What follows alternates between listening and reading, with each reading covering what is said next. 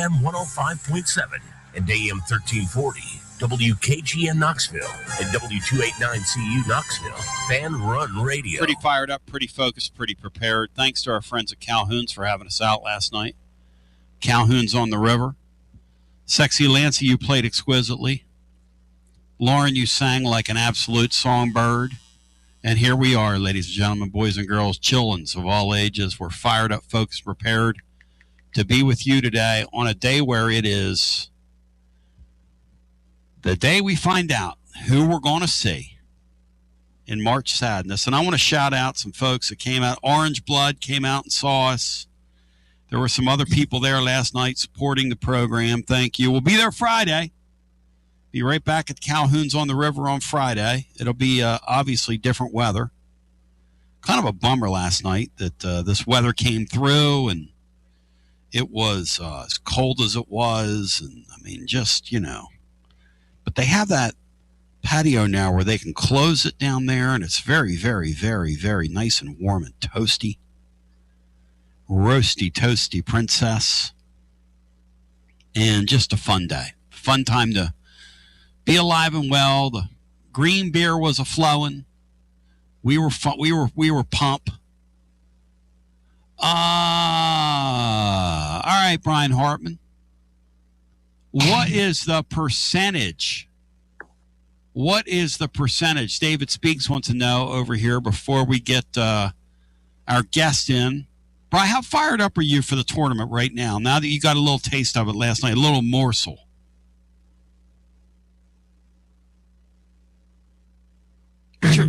What's your level of pump right now, Brian, for the tourney? Brian Hartman, are you there? Cinco, how you doing, buddy? Brian's not wanting to speak today. Cinco, how you doing, Cinco? Brian, I'm doing well. Whoa, what is that? Where is Cinco? What happened to Cinco? Brian, are you there?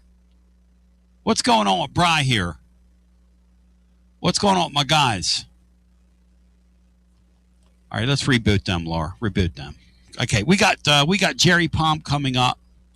We're going to do a little, that's why we need Laura here, in case something like this happens. And then I look at her and I go, help. Help. I was watching a musical act one time and they were playing on a TV show and the person said, so what does that look? When you guys were playing together there in the middle of the song, I saw you give him a look and the answer was help. Help. Help. Do you know what it was, Laura? Do you know? Okay, Brian's now talking into the air. I love Brian. He knows I'm on the air and don't plug it in. And he knows I'm talking to him. That created a feedback today for surface noise. Hey, Brian, how we doing, buddy? Okay, can you hear me? Oh, and I see. Sean, that wasn't you. That was me. I had the channel turned all the way up here at the very top, the tippy top. Okay. So the gate was too far open. Brian, I want to know something. And David Speaks has asked this question. What percentage chance do you give Miami, Ohio of defeating SMU this evening? About a 40% chance. All right. Between 35 and 40%. Maury thinks we ought to really be rooting on Miami of Ohio tonight. He and I were talking today. He thinks SMU the Vols aren't going to lose to SMU, but, he says SMU is the kind of team that could really drive Tennessee crazy if you gave them there, especially if B.J. Edwards plays. Now, if he doesn't, who the heck knows. Sean Sinclair, your thoughts on our baseball team. I come to you for all things baseball. And just giving the 2 of 3 away and then seeing Krenzel last night, it looks like they've kind of roached his confidence here early on. No offense to our manager, but no offense. Yeah. Well, first of all, congratulate you on the show must go on last night. You got to play. If you'll remember, several years ago, I played with you guys up at Laurel Valley, and there was literally no one there, and we played for 3 hours for the bartenders. But the show must go on. That's right. You get paid practice in. We had a pretty decent crowd last night, though, which was kind of nice. That was fun, and we had fun with the bartenders. But anyway, the baseball team. You know what? I think I think you got a young manager, and I think he was trained by. I thought Vitello often over-trusted his pitchers to get out of jams, and I think that's rubbed off on Elander. I think if he had to do it again, he would have.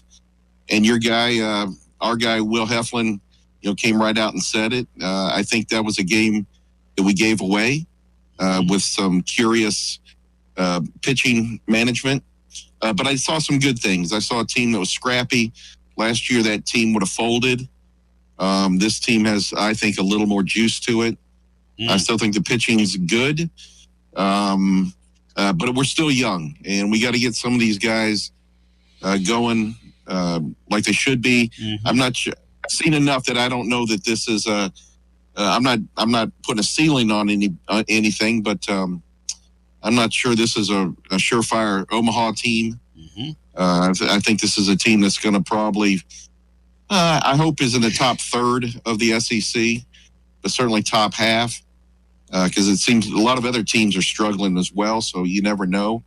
But I'm encouraged. And then I'll say this. I know a lot of people are, and I just kind of dunked on him a little bit, but I'm encouraged by Elander, and I'll tell you why.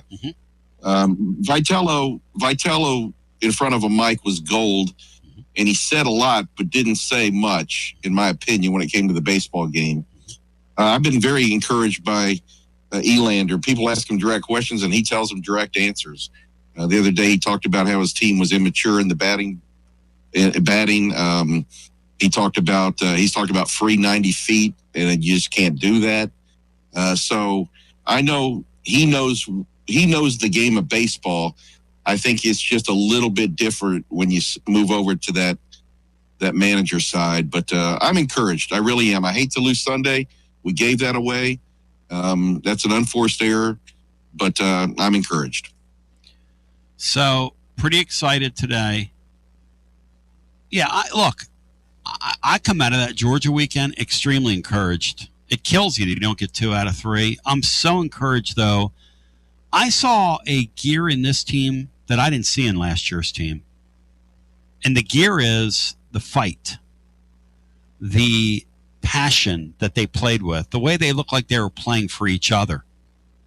But, and as somebody said, the thing that's really ironic about that game is that it went all to hell once the rain stopped. But you had a pitcher out there that was soaked, wasn't comfortable, and hopefully the next time they get him out of there. You got to have a quicker trigger than that. And it lingered. You see it yesterday. It lingered on that kid. You got to help your players. I mean, no offense. I'm not second-guessing them, but I am second-guessing them. So it's what we do here. And it's always what we're going to do here. But Brian, did you watch that Texas game last night? Texas and the Human Sea? Every second of it. Did you really? Every second of it. I fell asleep. It was incredible. I came back from playing music and I was roached. And I went and laid down in the back and listened to it. So I'm listening to the Westwood One. They had a great broadcaster doing it, man. Somebody's great play-by-play. I don't know who the play-by-play guy was. But God, he was so good. He was painting a picture, man. These real radio guys that paint those pictures. Whew, this guy was so talented. Anyway, I'm just like listening to that game, and they're going back and forth. And I fell asleep, Brian, when it was like about 90 seconds left. It was a one-possession game. I know it right down to the very end. And the Human Sea caught one, didn't he, Bri? Right in his family jewelry. Well, Texas tried to give that game away. And I don't know why they inbounded to the corner there up by 1 point and turned it over. What I liked was Texas assistant coach thought the game must have been over when Mark hit the game winner. Yep. And he ran halfway out onto the court, and Sean Miller had to literally put a stranglehold on him to get him back over by the bench so they wouldn't pick up a technical foul. I love this time of the year. I wish I'd have seen that. You know what's funny about bad teams, Bri? they're in that spot because they're bad teams, right? Those are two major conference teams, and Texas has talent, and they've got a pretty decently paid payroll. But they're in that spot for a reason, and I guess last night in that game they kind of showed you why, right? Because there's both teams had lost 5 of 6 coming in. Yep. And NC State doesn't have much size. Texas doesn't really have a great ball handler. Yep. And so those were the major flaws that kind of stood out last night. Texas should have won the game based on talent. They should have been up. They should have been up like 10 or more the whole game. Yep. Charles Barkley, though, and Dickie V doing the game was interesting. Which I wish I'd have known that. God, I would have watched that, man. Is he going to be there tonight doing this game? I doubt SMU and Miami would be worthy of someone like Dick Vitale and Barkley to, no offense to those teams. Yep. So I'd say probably not. By the way, I was locked into the World Baseball Classic last night, which was great. Bryce Harper hit a long home run in the bottom of the 8th to center field. And then I went to sleep. I turned to Laura and I said, they're not going to keep that lead. Because Bryce Harper just did something well. They're going to, I'm sure the USA will give that. And sure enough, in the 9th inning, Venezuela scored. Cinco, did you see any of the World Baseball Classic? Because Brian Hartman acted like it did not exist. Did you see any of it?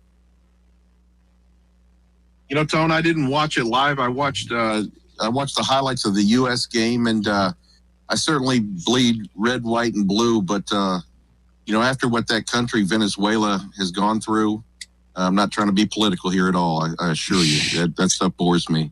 But for that country to have a little pride, they've had in soccer, it's always been a poop show for sports for them. Yep. And for them to come out on top. Yep. In the dramatic fashion in the U.S. Yes. I'm okay with, Me too. I'm okay with getting a silver medal this year for those guys. And you know what? I agree with that, because the whole point of that tournament and what they're trying to do is grow the game. And so U.S. winning it, I'm not sure that grows the game.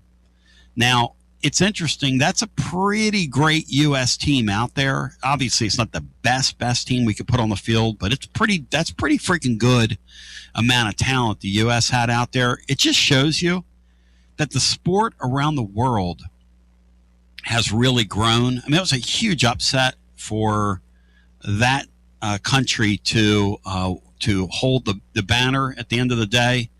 If you'll notice, if you watch that tournament at all, Nippon Airlines is one of their big sponsors, and several other like Japanese brands. That was the Ohtani show, because that's such a big deal to those people. By the way, Jerry Palm coming up in a mere matter of moments. But we're fired up, focused, and prepared. I just think I think baseball presented like that is cool. I got time for it. It was a fun tournament to watch. I'm not sure what it means, but I'm with Sean. I mean, if it gives a country like that the opportunity to have some bragging rights, why not? Why not us?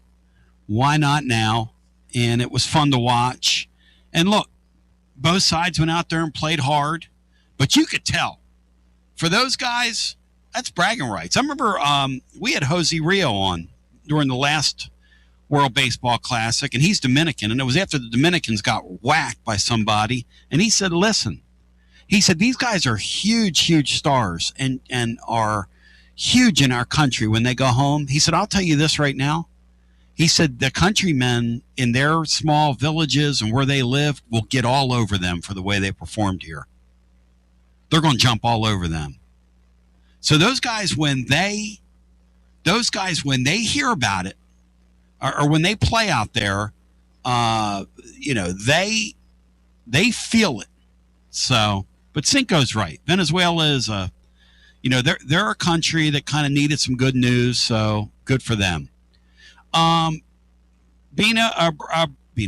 Brian, Jerry Palm going to lend us a hand, huh? Jerry's still out there bracketologing. He's got his takes, and he's going to make his 26th debut with us. Yep. This season. I love Jerry. Such a good dude. In fact, let's bring him in. Ladies and gentlemen, boys and girls, children of all ages, you bow thy head when you say thy name. It's a meeting of the alleged minds. He's back again on your Tony Basilio Show. I'm sure it's a dream of his. Jerry Palm, is it like a reoccurring nightmare? Because I always have the one where I didn't graduate from college, or I have to go to school and I'm naked. I don't know where this falls for you. Is this somewhere between those two junctures for you? I always look forward to these visits. I feel like it's been too long. Hello, yes, it's been a while. Not much. How about you? Jerry, your thoughts. Give me a letter grade on how the committee did here, seating this thing. I really don't have too many complaints. I would say the biggest one is I thought Vanderbilt as a 5 was kind of harsh. Mm-hmm. They could have been a 3. Certainly shouldn't have been any worse than a 4. But for the most part, I don't really have too many problems with the job they did this year. I have a problem with Miami being in the tournament with such a poor schedule, but the criteria are such that they had to put them in.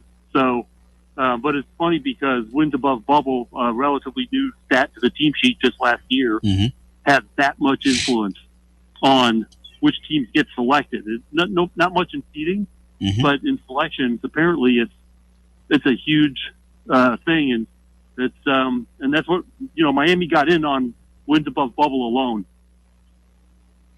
For the living listener, explain what that means, wins above bubble, when we hear that.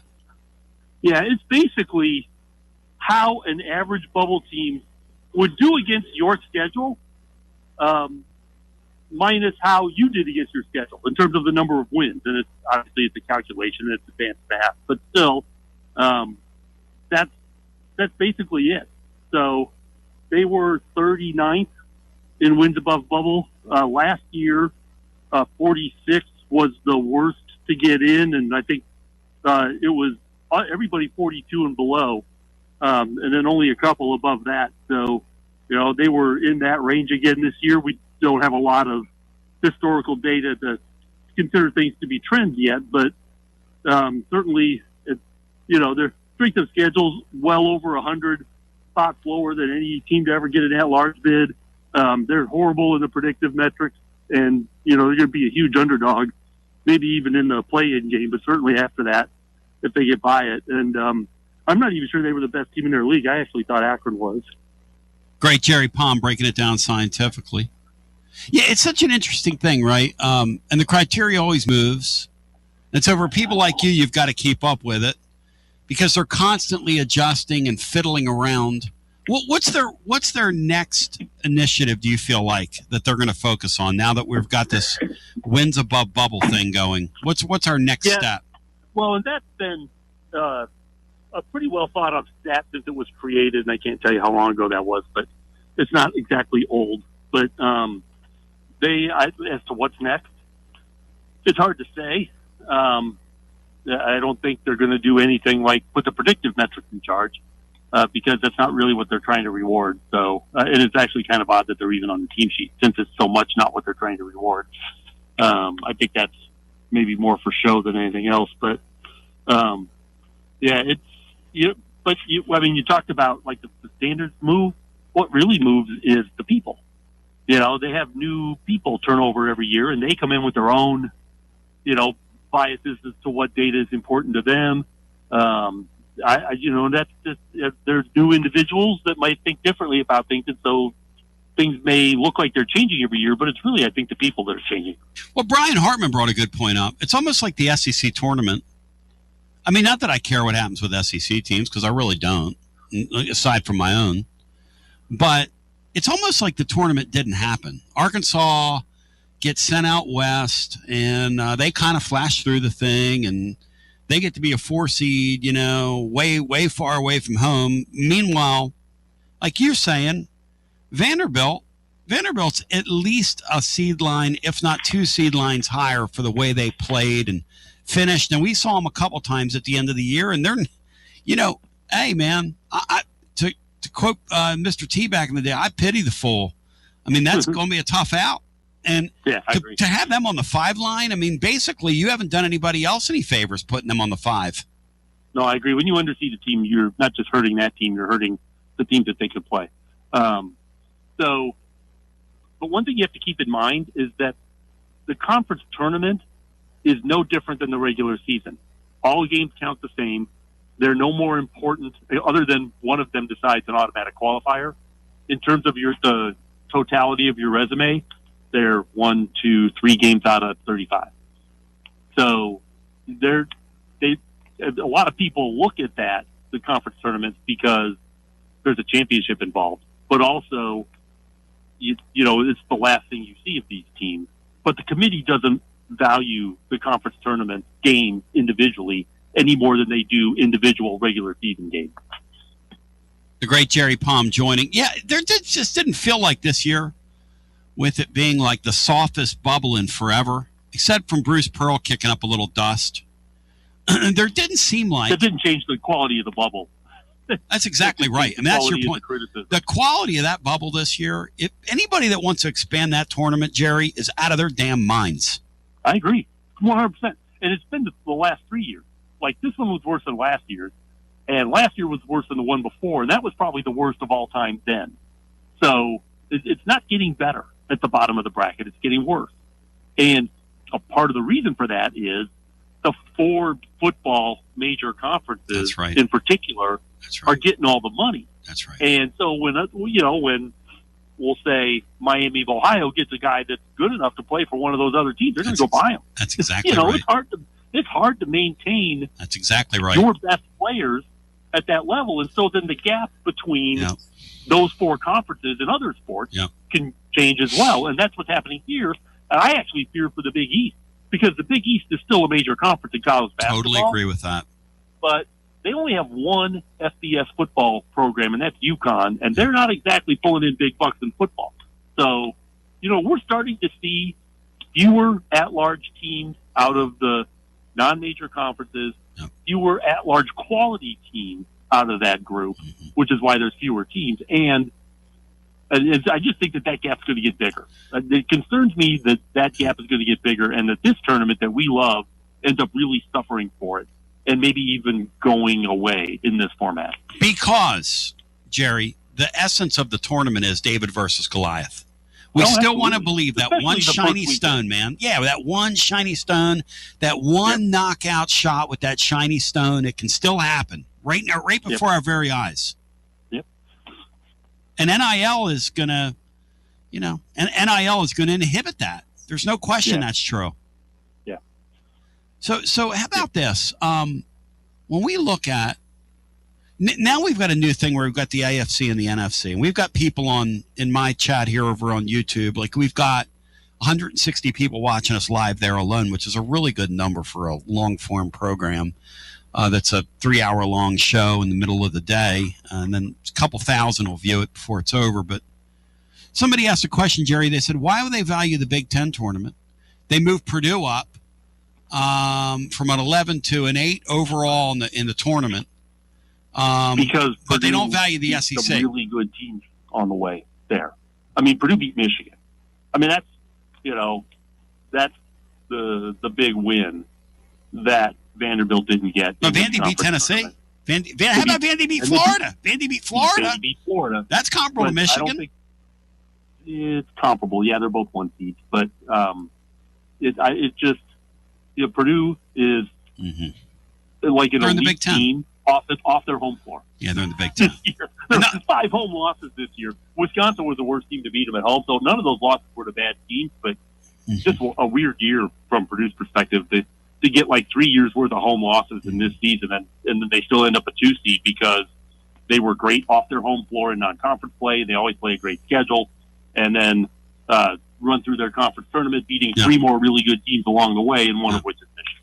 Hey, Brian, see why the audience thinks Jerry has Purdue and a Big Ten bias. I don't get that from Jerry when he says... I had them as a 3, by the way. Oh, you had him on the three. You had him there, which I almost never miss on Purdue. And you know why I did? Yeah. Because two of the teams they would have to jump to move to a 2 were teams that beat them at home, and I just thought that, and they're not. I didn't think their resume was better enough to overcome that. So he agrees, Bry. See that? We're breaking news here. Jerry kind of agrees, Bry. I guess Michigan State was one of those teams that beat Purdue Michigan State in their building. Yeah, it's Michigan State and Illinois, who I will see this week in Greenville. Nice. Will you be going over to the Lady Vol game in Ann Arbor this weekend? I will not. I'm going to go to the Chicago. I'm in Greenville now. Right. With Duke and Carolina. Illinois is here. Nice. And then I will be in Chicago next weekend. Give me the card over there in Greenville that you're going to say. I want to hear the card. So Duke's the top team. Kansas, Illinois, North Carolina's here. The 2 seed here is I'm drawing a blank. But the team I'm actually excited about is Duke. I think they can beat Carolina. The sweet gal my son's dating. Sweet gal my son's dating. I got to back up here. It's 2026. Anything goes. Sweet gal my son's dating is a Virginia graduate. And she comes from like a basketball family, and they went to go to tournaments, and they went from the championship run and all that. And we were talking about that first round because my nephew is going to the Friday games up in Philly, where I'm from, and the Vols are playing there, and they want to go see Uncle Tony's alma mater and this, that, and the other. And I was telling him it's really a great show, the first round, because you get the flavor of all these different schools, and there cannot be a better value in all sports than the chance to sit there all day and watch games, Jerry, if you're a Hoops fan. Oh, I agree. Yeah, I agree, because whatever the ticket price is, you're getting 4 games for it. Yep. So I don't know if you can get separate session tickets, but because I always have a credential, but so I haven't really bought tickets for a while. But it's 4 games. It's a long day, but it's so much fun. Yeah, and he was telling me, he said, I'm really looking for, I'm like, man, you're going to love it. You get to see the pep bands, all the cheerleaders, the different flavor. Always one of my favorite parts. Exactly. That's me too. I love seeing the different traditions, the different fight songs, and it's all just kind of right there. It sounds like you've got a stacked and packed region. All right, what's the toughest, speaking of regions, when you look at the bracket, what's the toughest, what's the easiest? And boy, my Vols have a pretty good draw. If they were really healthy, I would love their draw. But let's talk about the regions first. I think Duke's region, because you got Kansas as a 4.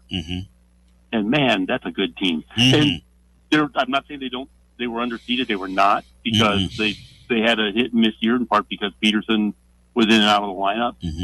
But when he's healthy, they're good enough to win the whole thing. Just they are flat-out good enough to win the whole thing when he's healthy. And it looks like he will be. I picked them for the Final Four, in part because of that, and in part because I just needed to pick someone different. But and that's a team that has got one of those freshmen, and there's a lot of those guys this year that can carry a team deep into a tournament if they need to. And I think that's what's going to make this tournament a lot of fun, is that you've got all these great players that we're not going to see in college basketball next year, their freshman year now. And Duke's a team like that. They're dinged up. It's just Carolina, of course, is really dinged up, which is partly why I picked VCU. All these guys, Savanta, even at BYU, which is a 60, I wouldn't count them out of a Sweet 16. He can carry him that far. Jerry, these young freshmen, not mean to step on you, but we haven't seen anything like this. This tournament is absolutely from Debanza right on through. What might be the best one, which is Akop at Arkansas. Oh, he's unbelievable. We were talking about him yesterday. He's so capable of carrying them past Arizona into the Elite Eight and maybe into the Final Four against your Purdue boys. He's so capable, Jerry. So capable. Yep. That's a team that could make a run that wouldn't surprise me in the least. It's a shame my Vols aren't healthy. Now, my Vols are 2 guards short and have been all year. But this Ament guy. I saw him this year, actually. I saw him win at Alabama. Oh, nice. You saw one of our highlights. Yeah, I did. They looked good that day. Jerry Palm joining, breaking it down scientifically, moving left or right across your device. And you'll be covering the event this weekend for Jerry? Oh, just my own. I'm on my own. Just doing your thing. PalmBrackets.com. Yep, PalmBrackets.com. I love it, man. You can't keep a good man down. That's the old country song, Jerry. I believe it. And by the way, being on your own in this day and age is not a bad thing in this world. No, I know. I started on my own. I know that. You were college RPI and college. You were college BCS and college RPI. Is that right? Yes. Good memory. Before CBS hired me, and that was 15 years ago now. And what's the website called, Jer? PalmBrackets.com. PalmBrackets.com. PalmBrackets.com. Thank you very little. As Jerry Palm joins, and I want to give him full attribution. I just love him. I appreciate him so much. He's a good man. And even when he hit the big time, he was like, you know what, Basilio, you get on my nerves. We argue, we fight. You needle me, and you're annoying, but I'm going to do the show. I'm really busy. I got like 50 hits this week, but I'm going to make it 51 for you, even though you're going to get me on and you're going to piss me off and you're going to call me a Purdue shill, and we're going to go through that rigmarole. All right, what about the Vols, Jerry? Go through look at your bracket. Tell me where you have my Vols, how far you have my Vols going. I think I have them one and done. Brian, do you hear this clown that you booked on here? Did you hear what he just said, Brian? Brian, did you hear that? So one and done meaning they win a game or they lose? Yeah, win a game. Lose Friday. So he's got to do what Matt Dixon has them doing. They're going to win Friday. I got them losing to the Virginia team you were just praising. No, look, that's a fair expectation for where the Vols are right now. That's a fair. I saw them this year too, Virginia. I saw them at Florida State. They almost lost, but that's a good team. You can see why. You can see why they're having such a good season. Oh, they have a nice club. They've got balance. It's one thing we don't have. We're a little off balanced. Jerry, how many teams in the field have that true balance with the backcourt and the front court? Because that seems to be a missing thing in the NIL era with some of these teams. Most of the better teams do. Like all the one teams are good in the backcourt and the front court. Purdue is definitely Illinois for sure. Michigan is good. Michigan's so good at every position. It's crazy. And Michigan's got this guy, Yaxel Lendeborg, who's probably he could be National Player of the Year. Is like 6'9" and can play all 5 positions on the floor and can guard all 5 positions on the floor. And when Purdue was beating them in the second half and they were trying to change their luck, they put him on Braden Smith to try and slow down, at least Purdue's offense. And it did slow him down, but it wasn't effective enough in the end because Braden is so much shorter. He could get by him once he figured out how to do it. So it was, but it was a unique thing. I mean, he can guard point guard. He can be a point guard. He's a tremendous player and a Swiss Army knife for that Michigan team, which is talented at every position. Jer, on the way out, look down at tomorrow's schedule, okay? Give me a little viewer's guide for people that have a cursory attention that they pay to this thing. Give me 3 games tomorrow that you got to see, in your humble opinion, on the Thursday. I haven't got a schedule. Don't have it in front of you? Okay. I don't have it by date. I just have the bracket. Bri, throw me out. Hey, Bri, throw me out some games from tomorrow. And Jerry, you tell me if these are 4-star games, 5-star games, 3-star games. And Bri, don't give me the 16 versus 1s, you clown. Give me the decent games in the middle of the bracket games. You have that in front of you? Or do I need to dig for it? Jerry, what SEC team do you have to go in the furthest?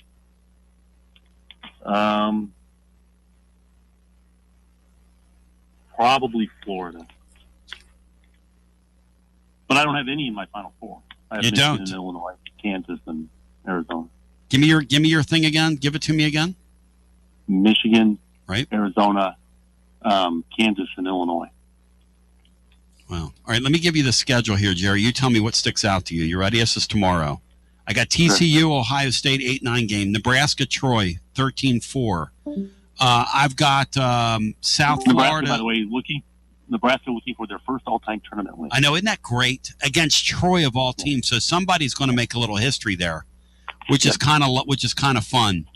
I've got South Florida, who, by the way, has made an NIL pledge to their coach that had him turning Syracuse down. Now, will he turn Providence down? I don't know. But that's the world we live in right now, that South Florida is a better job than Syracuse. That's the world we're living in.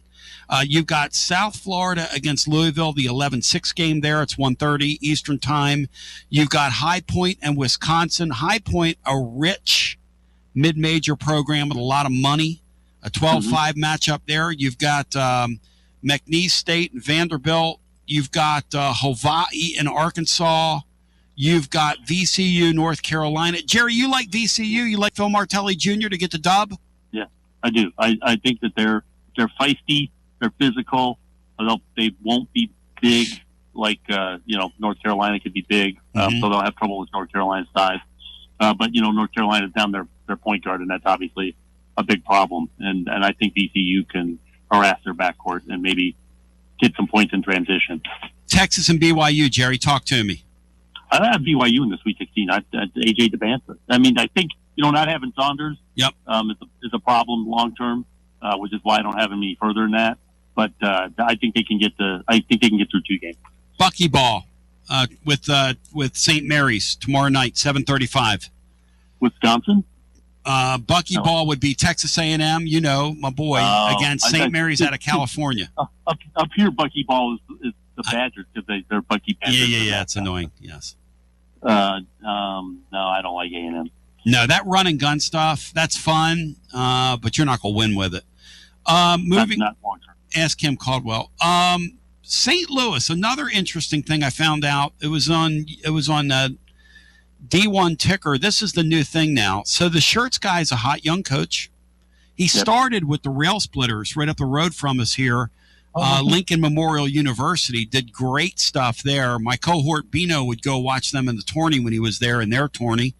And Bino is a basketball connoisseur.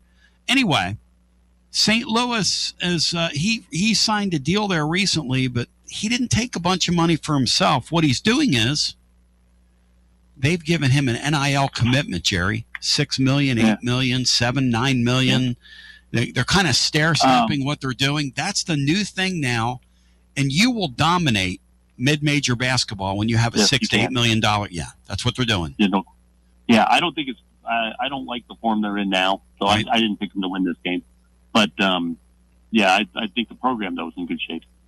Brian, what are you looking at with Mikey Whitey, the 8-9 game with St. Louis, who haven't been playing well here in the last 10? Georgia hasn't won a tournament game since 2002. Yep. And they were embarrassed last year by Gonzaga. Now, that was last year. Humiliated, I'd call it. And it wouldn't surprise me. That game could go either way. I could see St. Louis winning. I think I have a bracket that has St. Louis winning that game. Yep. But Georgia certainly, they're due to win a game somewhere. And they can score a lot of points. I think the over is probably what you want to play. Yep. An embarrassing, humiliating defeat for them. Jerry, your favorite game of the first round is what? Anything jump out to you? Both days. What's your the game you're most looking forward to? VCU and Carolina. Boom. Tell me why. Because I just love VCU's defense, and I think that's a game that North Carolina's in for a fight. And so you're talking about, it's a non-major against a blue blood in the sport, and that's it's a game that I've already picked as an upset. So I'm definitely looking forward to that one. Jerry, I'm going to ask you my greatest Shaka Khan, Rufus and Shaka Khan voice. Tell me something good about this Santa Clara, Kentucky matchup on Friday at 12:15 as Kentucky is the curtain jerker, the opening round match. That's how far they've fallen. Yeah, it's Santa Clara can totally win that game. I don't know. I don't know what this Kentucky team is. I know what they are. They're garbage. They're a mess. They're just a mess. So you never know. Sometimes you get out of the regular season into the tournament, a different light comes on. But talent's not the problem. Never is. Yep. At Kentucky, and but Santa Clara can totally win that game. Jerry, you're kind of my man. Much love to you. Tell the living listener where they can find you and all the coordinates. And I love you and appreciate you, brother. It's palmbrackets.com. I also got a YouTube channel now, which you can access from that site. and please subscribe. And then I'll be doing video like reports from the tournament. Bang! We'll have you back next week, Jerry. I love you. All right, that sounds good. PalmBrackets.com. Thanks, Jerry. All right, nice to talk to you. Bye. Nice talking to you. Tell me something good. You know what I like about him, Bri? He's never been a panderer. Never been a panderer. You know that? Does not pander. Doesn't care. Not even to Purdue all the time. Although he's a Purdue sheep. He doesn't pander. Yeah, he's a sheep. Absolute sheep of the East. Hey, Cinco, I got a question for you. I want to see how Cinco pleads to this. If Cinco's in the house, Cinco, you ready for this? Yes, sir. Somebody put up here that Tennessee hasn't won an SEC baseball series since Ole Miss on April 13th of last year. Is that right, Sean Sinclair? Does that ring true with you? Boy, I don't have the memory like Brian does, but maybe so. That is true. How is that possible, Sean? We've had to sit through the basketball team blowing leads all the time. Now I guess we're going to have to do the same thing with baseball. Docky Boy Danny. What are we doing, Docky Boy Danny? Brian, do we come on Friday afternoon as a prelude to our game and do a little watch party and a Kentucky? Since Matt Jones only does 15 minutes, do we come on here and do an emergency Kentucky BBN podcast and act like we care and do a Kentucky postgame show, like spoof them?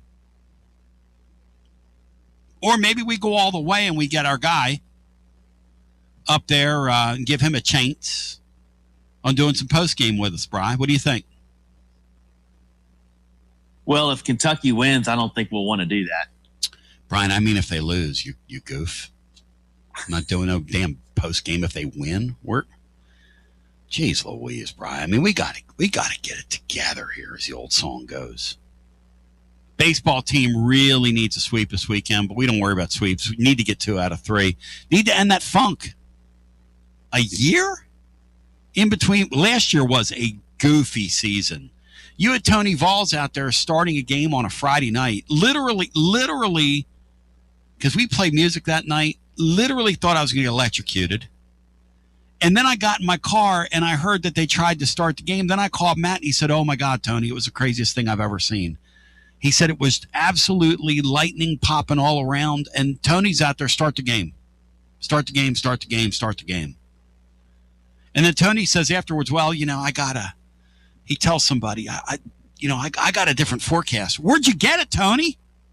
Off your Dakota ring that came in the box of Cracker Jacks? When it's time, what are we doing? You want to get your precious belongings from point A to point B with your peace of mind intact. That's why you need to call my friends at Gouffon Moving and Storage, East Tennessee's moving legend. Gouffon Moving and Storage has been helping East Tennesseans move since 1887. That's 138 years, 5 generations. That's even longer than the Dooley, Jones, and Pruitt era combined. Gouffon Moving and Storage, pro movers, serving Knoxville, surrounding areas, and interstate moves too, both residential and commercial. And we'll provide you with personalized service that other corporate movers simply cannot. We know how to move all types of items. We pay careful attention to our clients' valuables. Your satisfaction as a customer is our absolute priority. As the oldest continually owned and operated family moving business in the United States, when it's time for your next move, it's Gouffon Moving and Storage. And storage, it's secure and vaulted. Our newest offering of commercial storage logistics. We offer receiving, storage, and delivery services for all your business logistic needs. See more at Gouffon.com. That's Gouffon.com. Or check out the link at tclub.team. When it's time for your next move, East Tennessee's moving legend, Gouffon Moving and Storage.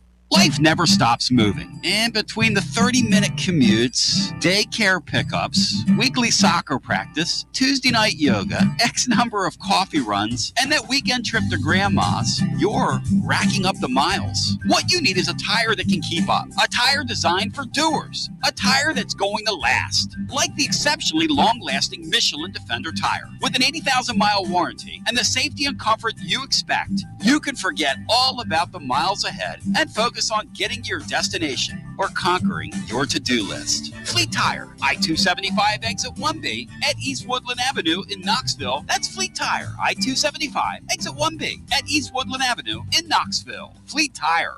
Inward Half is committed to the game and the memorable moments that happen in between. From the tee box to the tailgate, from the green to the big game. For the first birdie with Dad, the first big win with Mom. Friday night lights, Saturday superstitions, Sunday traditions. Fall into the comfort and unparalleled performance of Inward Half. This fall, enjoy the walk-in. Are you tired of hiding your smile because of crooked teeth? At Knoxville Smiles, we've got the perfect solution. Invisalign. No metal, no wires. Just clear, comfortable aligners that straighten your teeth without anyone noticing. Eat what you want, smile with confidence, and see results in as little as 6 months. Call us today for more information about Invisalign, 865-539-1776. Or just visit us online at knoxvillesmiles.com. Smile brighter with Knoxville Smiles. Fanrun Radio, where Big Orange Country comes to talk sports. Start your morning off with your daily dose of talk sports with John Reed and Cody McClure from 8 to 11. Then it's Tony Basilio from 11 to 1. The Playbook with William Pattison from 1 to 3. And The Drive from 3 to 6. It's 10 hours of hard-hitting local sports radio every day. Out-of-town law firms have been swarming into East Tennessee lately. From Memphis, Chattanooga, and Birmingham, they've stormed into the area. Wouldn't you rather do business with a local firm? You know, a true neighbor. Marcos Garza and the pros at the Garza Law Firm are just that. There are neighbors and friends that support local causes year-round. The Garza Law Firm works to serve you professionally on criminal matters, injuries and accident matters, and Social Security and disability filings. The Garza Law Firm is here for you at garzalaw.com. The Garza Law Firm. Let us help. Start the new year with comfort and savings from Pipe Wrench Home Services. Tired of high energy bills and constant heating and AC repairs? Ready for a more efficient home? There's never been a better time to upgrade your comfort and take control of your energy costs. Upgrade your HVAC system now with Pipe Wrench Home Services and make no payments until 2027. A new energy efficient system means lower bills, fewer breakdowns, and peace of mind for years to come. And with Pipe Wrench Home Services same-day service guarantee, you won't wait to start enjoying a more comfortable home. Your comfort isn't just our job, it's our promise. Upgrade your HVAC system now with Pipe Wrench Home Services and make no payments until 2027. Schedule your free estimate today at pipewrench.com. Pipe Wrench Home Services, trusted in Knoxville, Maryville, Oak Ridge, and neighboring communities for over 20 years. Same-day service guaranteed, or the visit is free. Offer good with approved credit. Some restrictions apply. Visit pipewrench.com for details. Hey, I'm Alan, and we ship floors on Bristol Highway in Johnson City. Are you tired of walking around on that ratty-looking carpet that you have? Well, today's your lucky day because we have Supercore on sale for $1.79. 58 colors we're liquidating. Supercore is the best waterproof floor with a lifetime warranty. Where are you going to find that anywhere else? Nowhere, let me tell you. $1.79 lifetime warranty. Come on down to Bristol Highway on your truck and trailer and let's make a deal. Gotta love this time of the year.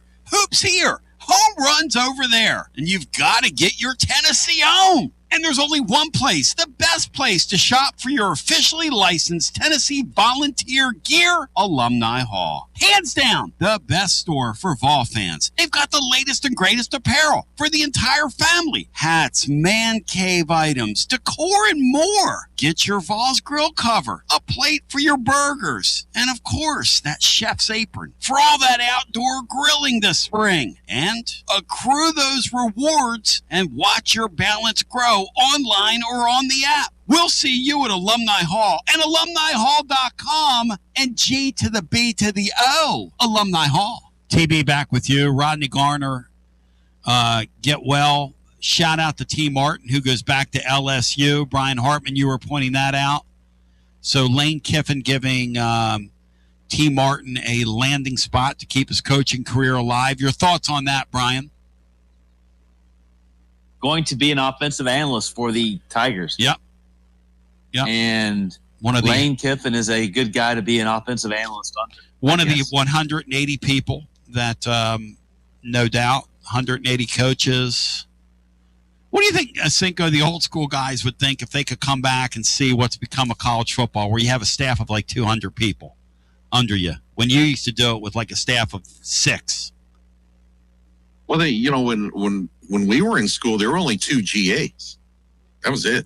Now how many? There was a time when they had several. Yep. And then they went down and just had 1 offensive and 1 defensive. Yes.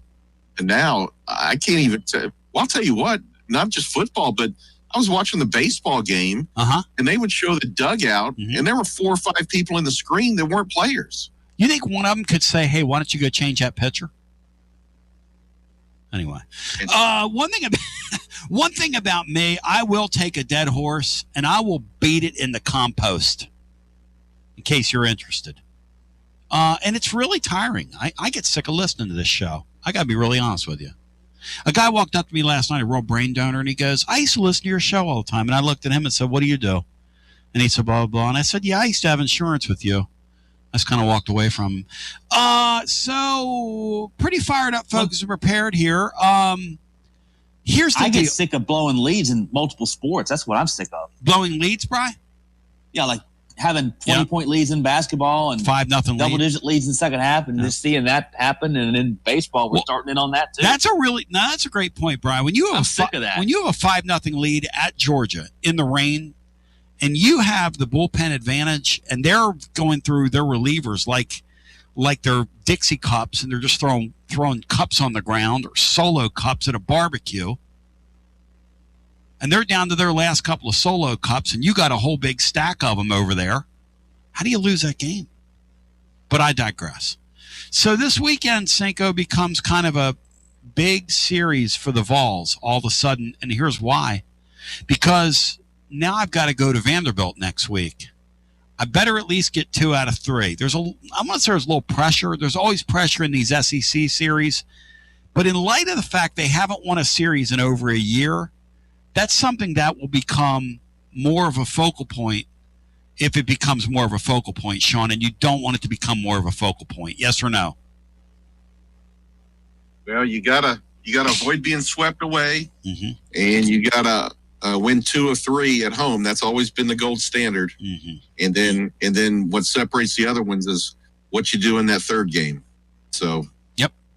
Look, I think we have some of the best starting pitching in the league. I mean, the big cash cow, LSU just looks non-LSU. I don't know. I mean, Texas is up there, but,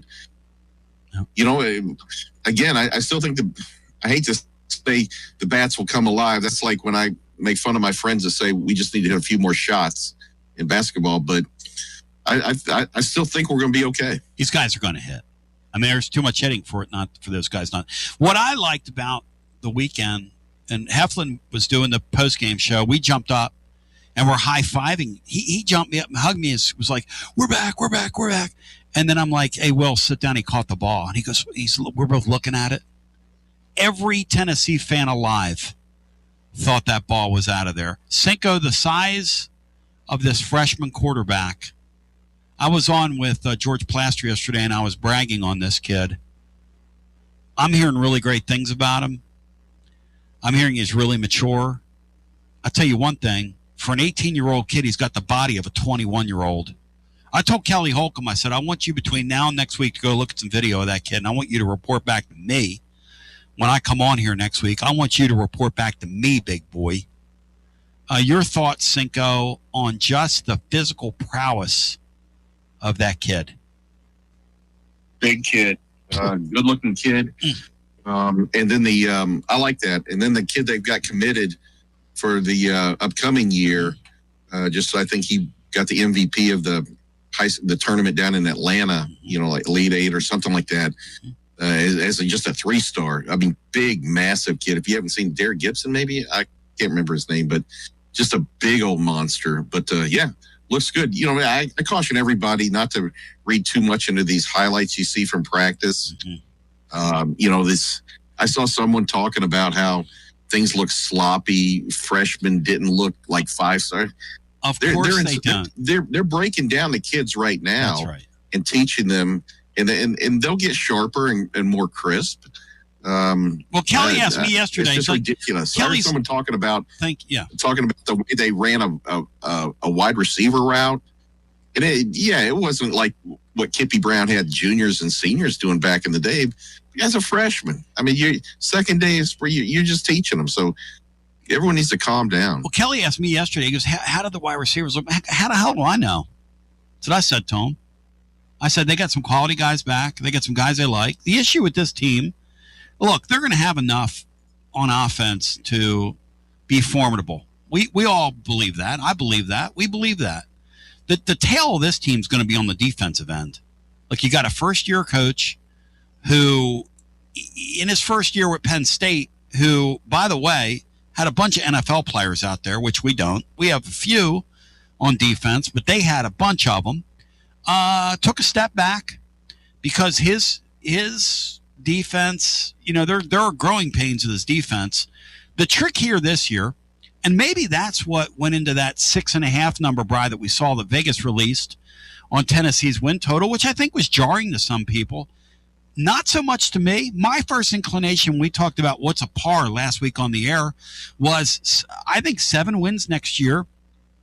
My first inclination was, and it was 1 week ago we were talking about that, was a par. And so, maybe that's the case. Who knows? I don't know if our fan base will view it that way. But look, we have a young team. And Sean's right. Some of the talk about spring ball, and I'm going to try not to be too prone, even if I hear like that Faison Brandon is the second coming of Michael Vick. And look, I'm very excited looking at his anatomy. To put it that way, to quote Carl Carlton, and she's a bad mamma jamma. But I got to tell you, I'm pumping the brakes on everything till I see us play a game. Anything that I hear, anything that's said, but I will tell you, they are raving about that kid. They are raving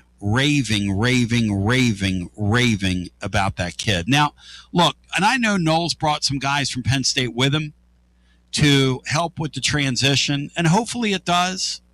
But I don't expect them to be in year one what they're going to be in year two. That's why, to me, I've always looked ahead to 2027. And people are like, well, are you punting on 2026? And the answer is no. No, I'm not punting on 2026. Coach is making $10 million a year. Why would I punt on 2026?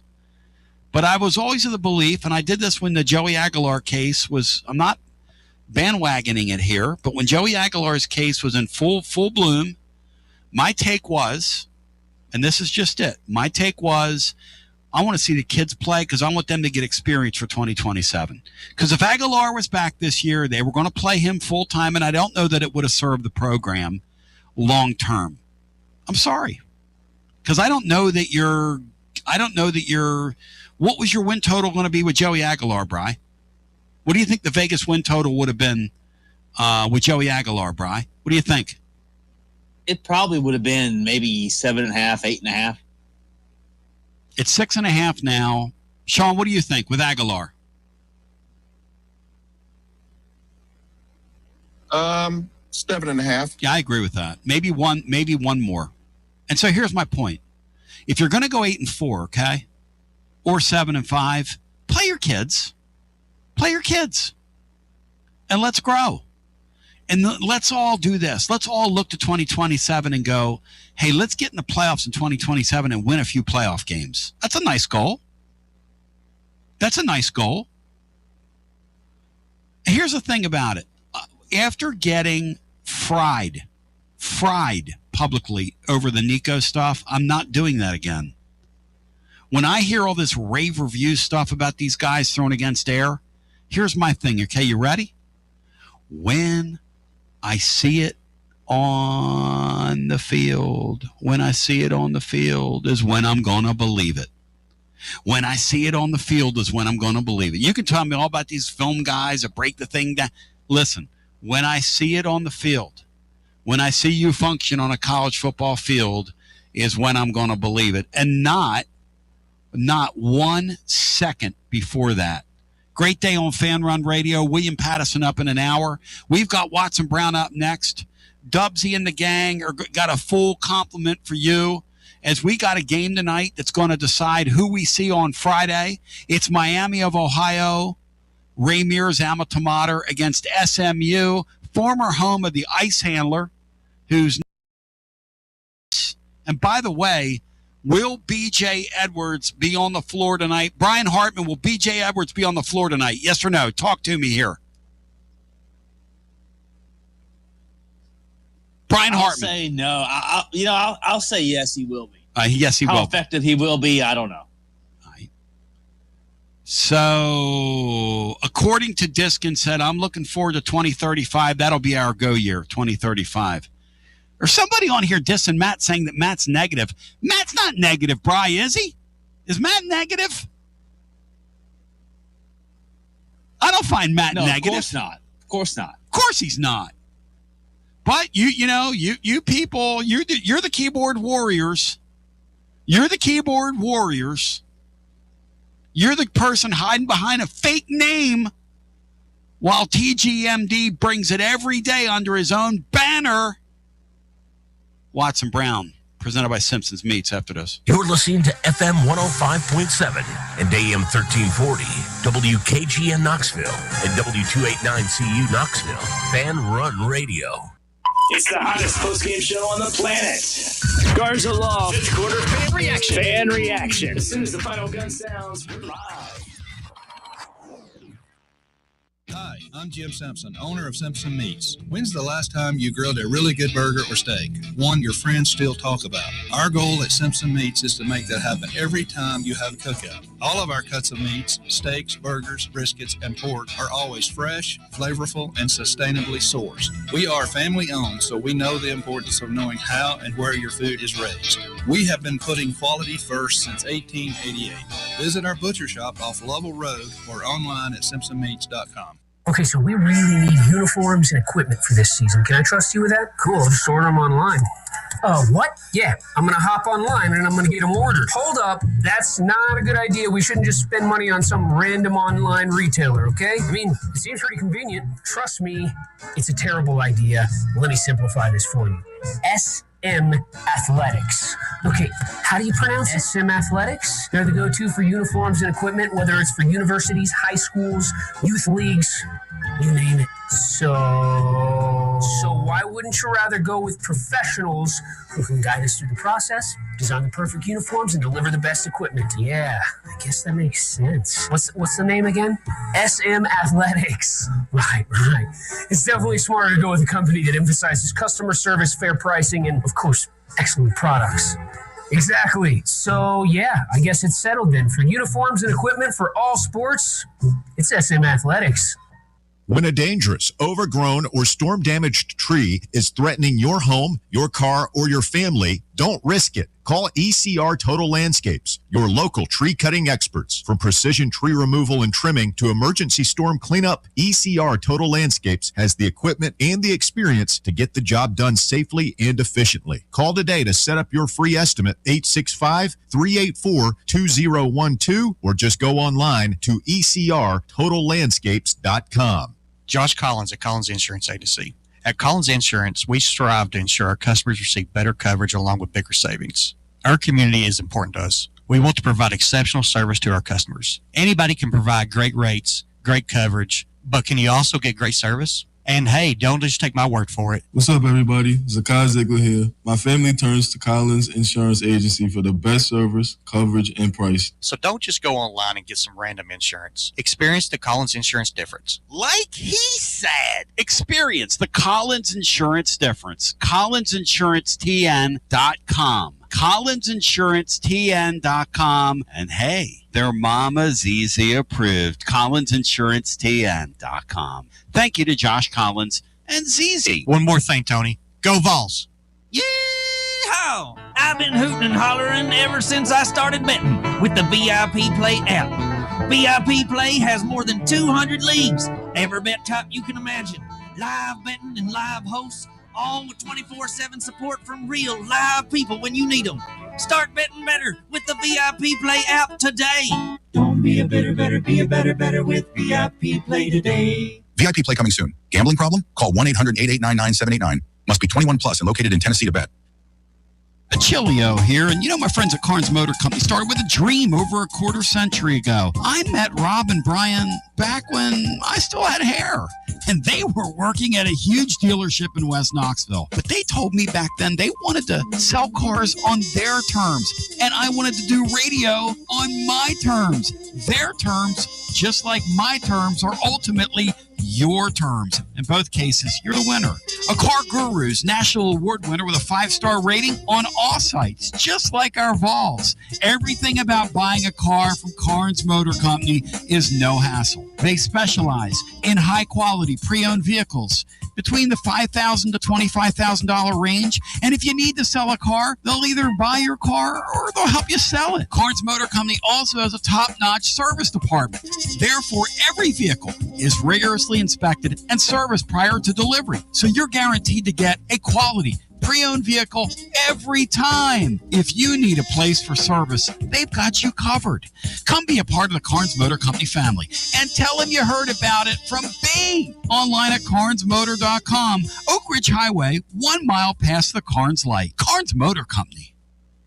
From the sunrise over the Smokies to the Saturday cheers at Neyland Stadium, Knoxville isn't just where we live, it's home. But let's be honest. Finding your perfect spot in a hot market can feel like a full-time job. Whether you're looking for a Craftsman in 4th and Gill, a family home in Farragut, or a view in South Knox, the market moves fast. You need more than a listing. You need an edge. And that's where I come in, Jennifer Morris with Keller Williams Realty. And I specialize in helping Knoxville buyers win. I don't just find houses, I find the right fit for your budget and your lifestyle. Ready to unlock your front door? Visit nextmovesmokymountains.com or call me at 865-694-5904. That's nextmovesmokymountains.com. And as always, go Vols. I looked down just now at where we were, okay, on the air. And I got to be honest with you here, because Watson Brown's joining. We got to talking, okay? And he fires me up, focuses me, and prepares me. And I'm ripping Kelly Holcomb for his after my appearance yesterday on George Plaster's show. And got to laughing with Coach, because it ties in with something Sean Sinclair was talking about a second ago, which is, look, I know everybody got to make a living, as the old song goes from Boston. I don't care about indecision. I don't care if I get behind. People living in competition. All I want is my peace of mind. And sometimes on the internet, you're just better off just kind of going, you know what? All I want today is my peace of mind. I don't need to watch every little piece of video broken down from spring practice that's completely taken out of context. And Cinco was talking about people on a board that he's on or his friends, and they're like, well, what are they doing with this route here? And you're critiquing every little thing.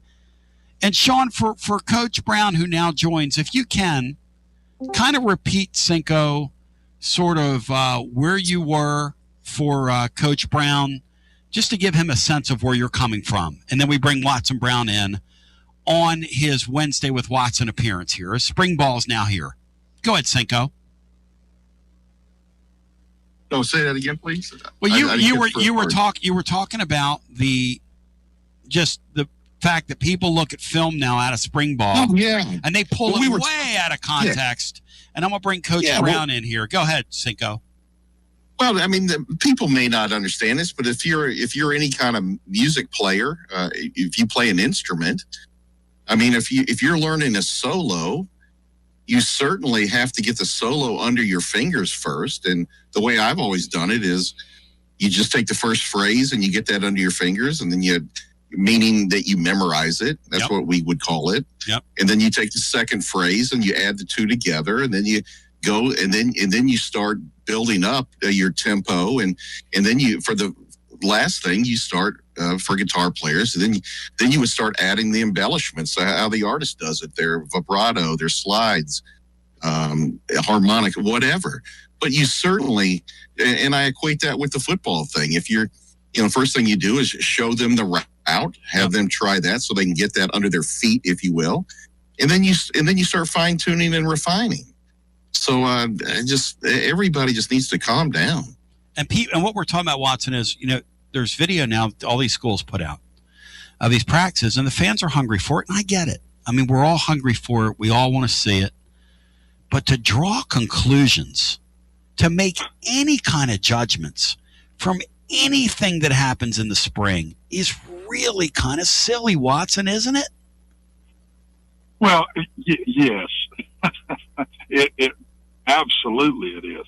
Even toward the end of spring, you'd have a little better shot of drawing some conclusions, but you're teaching, you're putting in, and it's the fundamentals. It's very, very simple stuff. Yeah.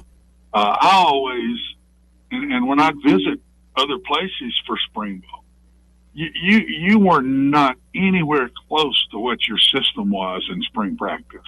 It was much more fundamental work, putting in the bases of a pass play, and going at it that way. So when and if you're trying to watch an individual drill and say this guy is this or this guy's that, that's not the way it works. You got to see him compete against somebody else and watch him compete against the best corners if it's a receiver in practice in a very competitive drill, or even team periods at the end, or even basically scrimmages. Scrimmages is when you really get to evaluate a guy, and we always wanted to put our best on our best in the spring so we could see how good each side really was, or how good each player really was. So no, spring ball is nothing but fundamental work.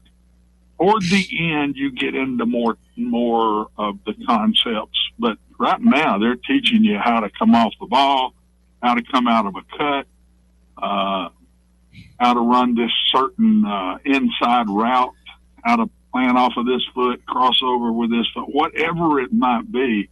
You're being a lot simpler than these people that are watching it on paper think that you are, and they're evaluating more than a coach is.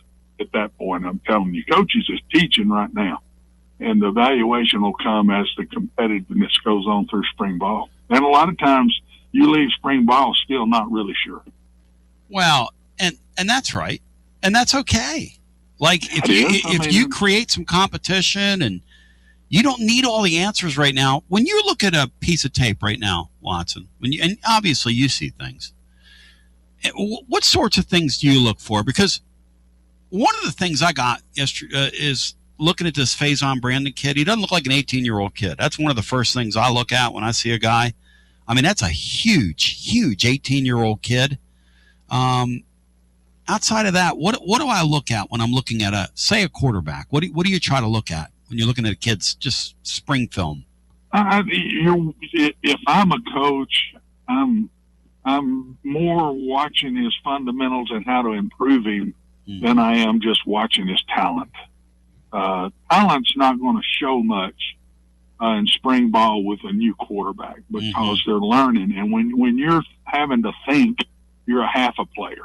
I always said that. If I can make a defensive player think on a Saturday, he's half a player that he normally is, being an offensive guy. If I can make a defensive guy have to think when that ball's being snapped, then he's half a player. And that's what you're going to get with a quarterback right now.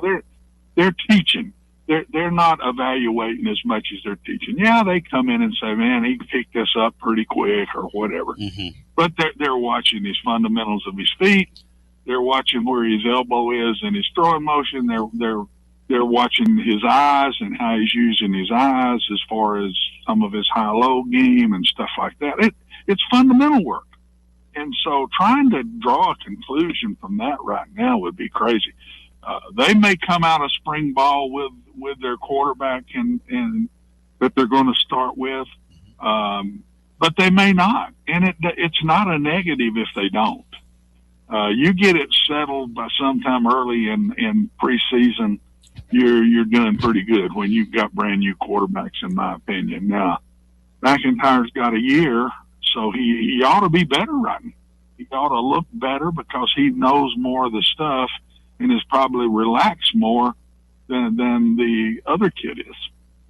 Do they do different things with those two kids? In other words, you just got here, so So we're not going to put as much on you as we put on him. We're going to grow you differently, and we're going to try and create discomfort for GMAC and mix it up on him a little bit as spring goes along. Is that something you think we see? Do you do that as a coach? You're going to put the same stuff in with both of them.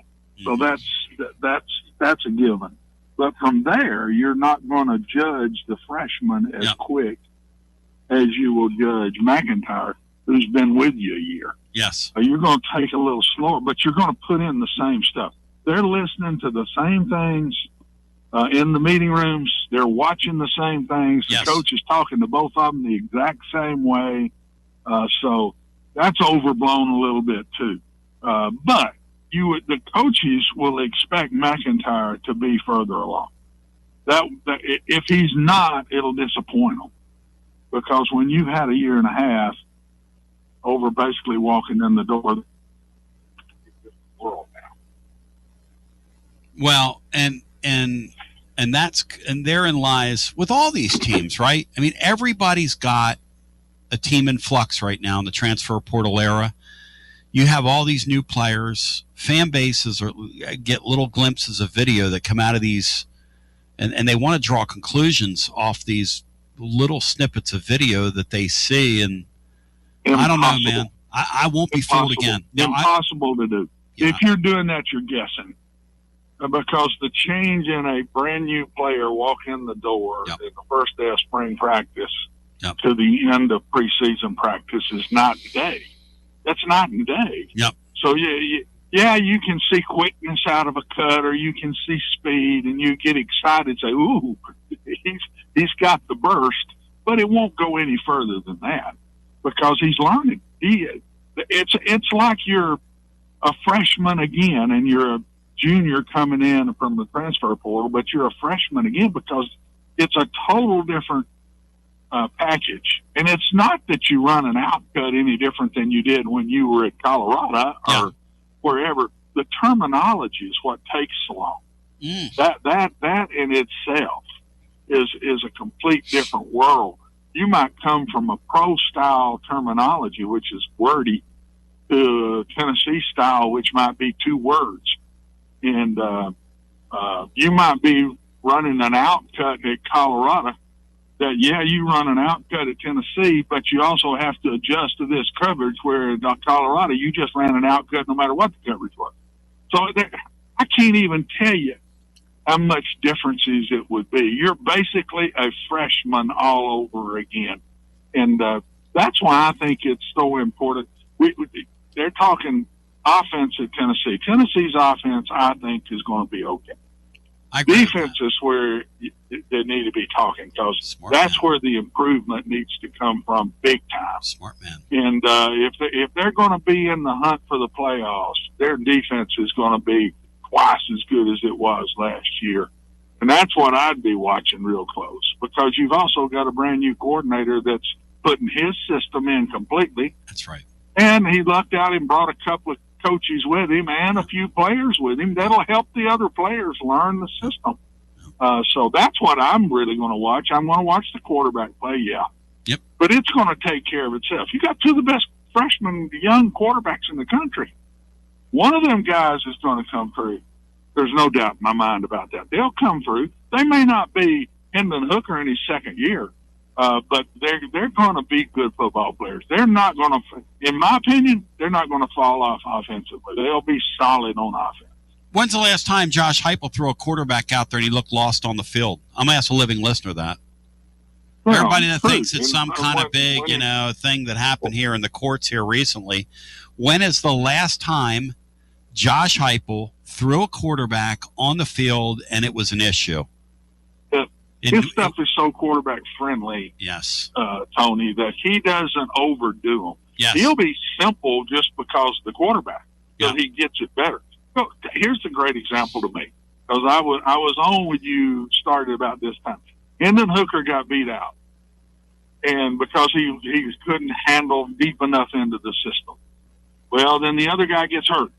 Now he's got to play. So what did Josh do? He simplified big time. Because he said, he can't do this, he can't do this, he can't do this yet. So he simplified through the rest of that year. But by the time it came around to the next year, yes, it was a complete package, and they're up and down the field and killing everybody, scoring a ton of points. So there's the prime example. Everybody needs to take a deep breath. He's not going to put a quarterback out there that can't handle what he's going to do, which is one of my great respects for Josh, because that's the first thing I always said offensively to my coaches. We cannot do anything our quarterback can't do. I don't care what you've had in the past, what you like. You better be doing what your quarterback can do and adjust everybody else around that. Hey, Cinco, are you open to the possibility? And by the way, Watson Brown presented by our friends at Simpson's Meats. Listen, a beef brand built on quality. Simpson's Meats raises and sources their meat from farms on pasture on purpose, comfortably continuing a tradition that began in 1888. And, Coach, another shipment's on the way to you. You'll be glad to know, right off Jim Simpson's farm. Whether it's steak or burgers or sausages, roast chicken, they've got a variety of local offerings at their butcher shop, from milk to honey to jam to eggs and more. Stop by and taste the best from our Tennessee community. Remember, gift boxes are available.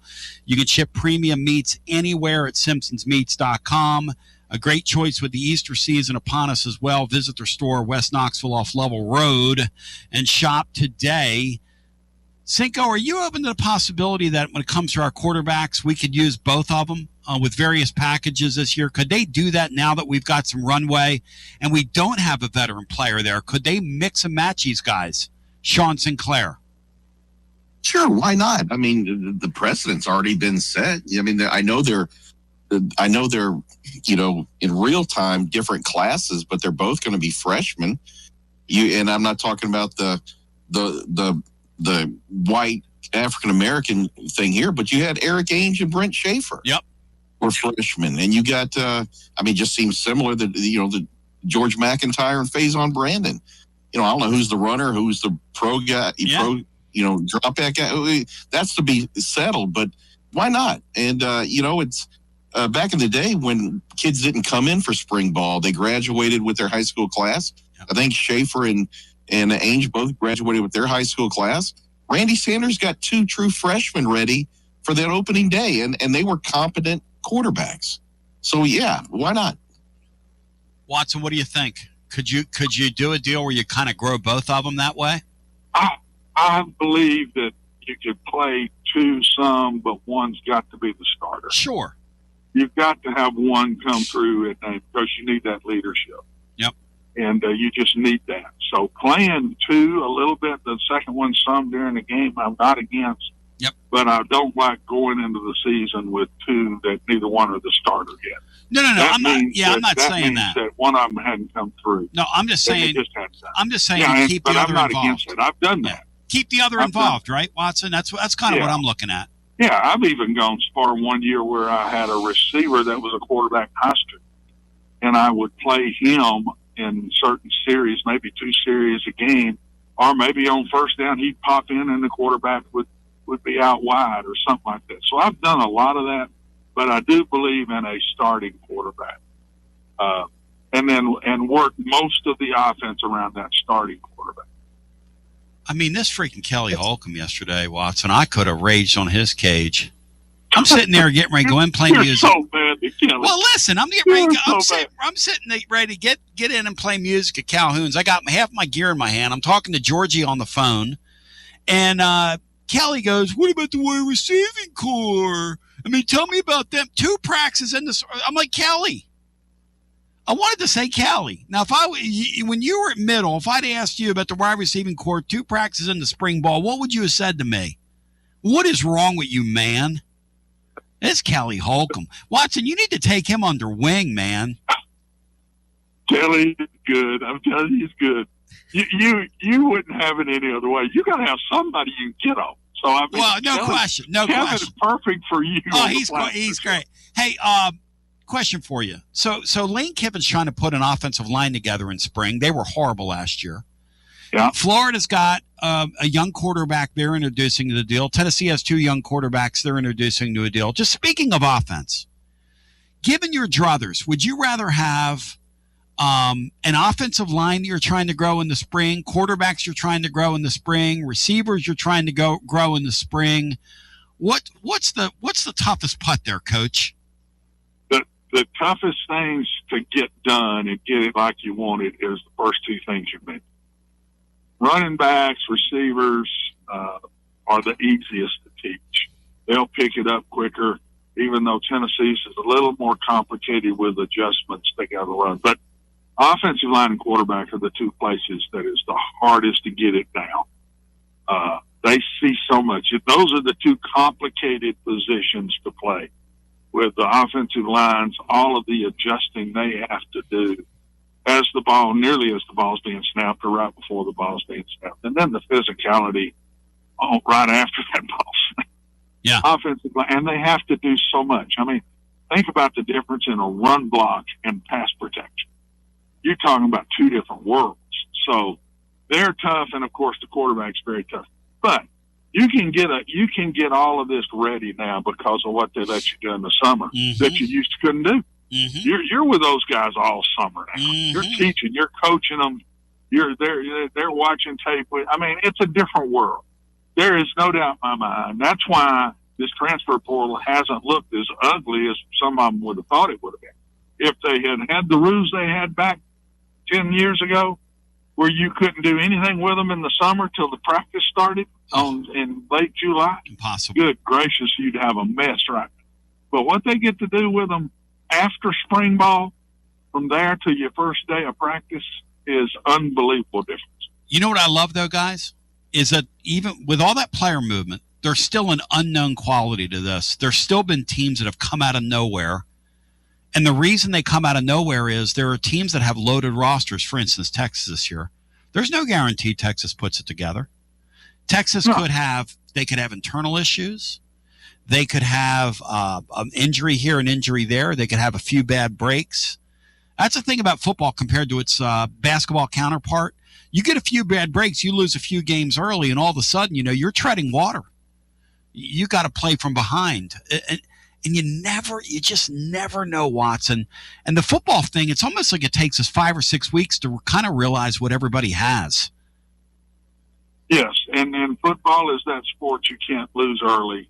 And now it's a little better with the playoffs being deepened a little bit to 12, but you can't lose early. So it's not like basketball where you can kind of tinker around before Christmas and all of that, and then all of a sudden you get into conference play and you get hot and you start winning. It's just a different world, and that's why these rule changes in the summer are so big to me, to where it fits with the transfer portal. I mean, last year a team in the playoffs, I think it was, maybe it's Texas, I can't remember, had 72 new faces. 72. I saw the other day where Tennessee had 42 new faces. Yep. In spring practice. That's on the low end. 42 new faces That's the low at end. a place like the University of Tennessee. That's unheard of. It's low end. It's low end. Unheard of in the past, man. Yep. You just it wasn't that way. You built a team. All of a sudden, that freshman is a junior. Yep. He is now one of your leaders. He's been in the program for 3 years. Blah blah blah. That's gone. It's history.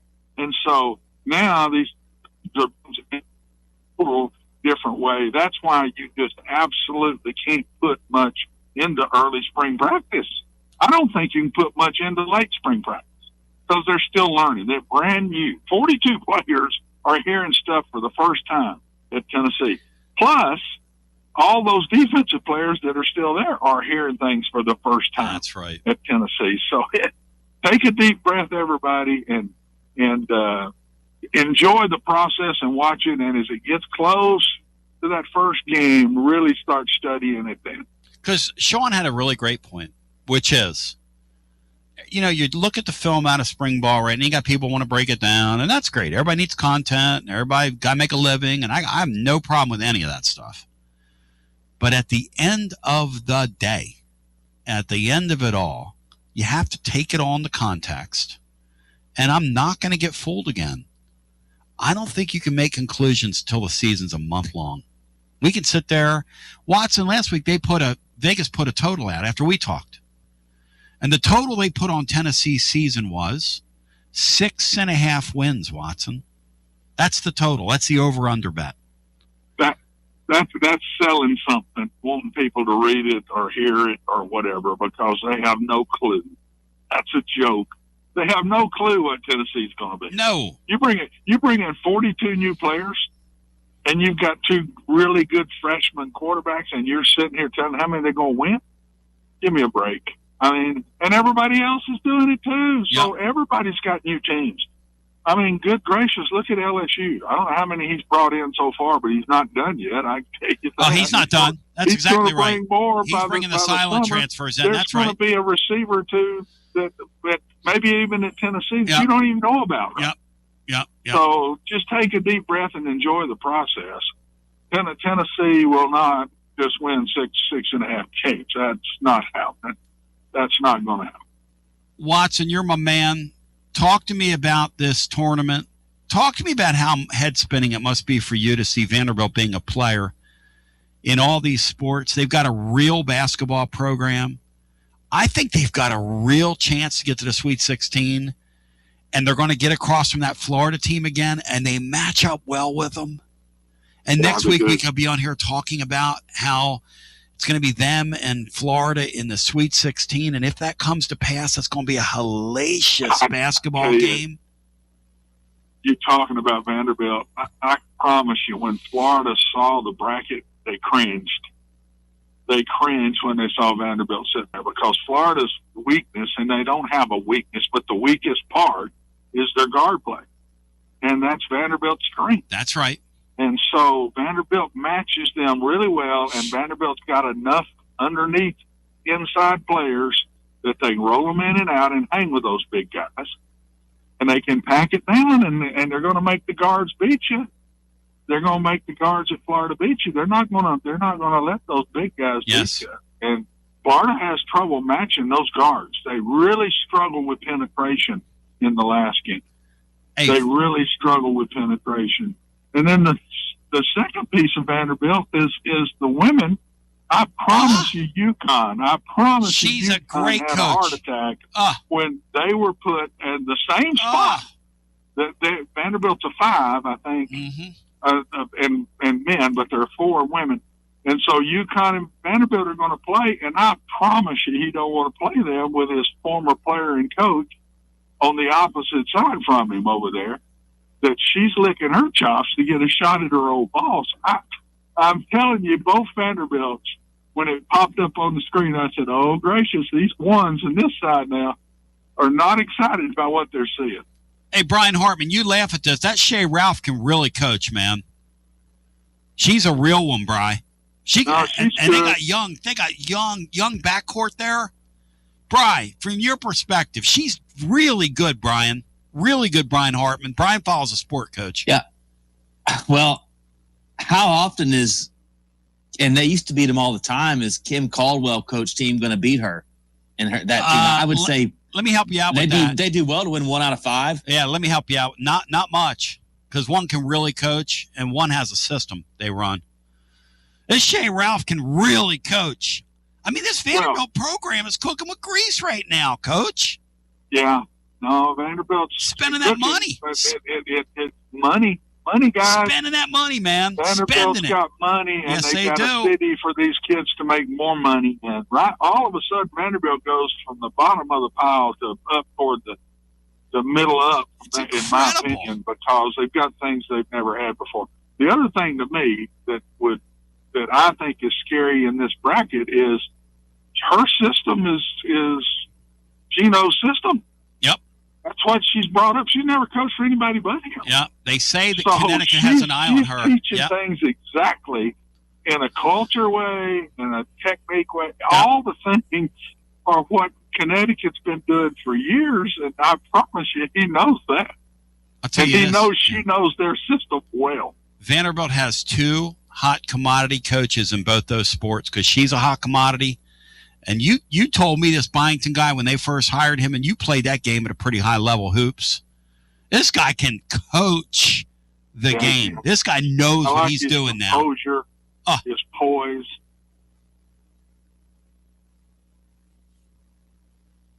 I think I just lost Watson. That's my man. You got me?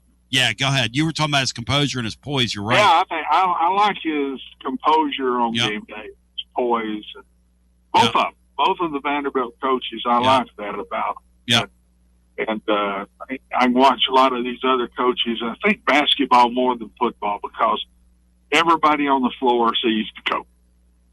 The football field is just a little different, but everybody on the floor sees that coach. And if the coach is wild and crazy and running up and down, and the team plays like the coach acts. If you watch a lot of these, and you'll see it in these tournaments, just watch the coach's mannerisms on the sidelines and watch the teams play.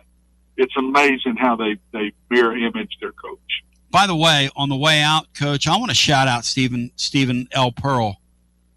You know, they told me when we did our draw show Sunday that there's no way that Vanderbilt's going to take part in the NIT. And Stephen Pearl was quoted as saying, if somebody invites us to a tournament, we're going to play in it.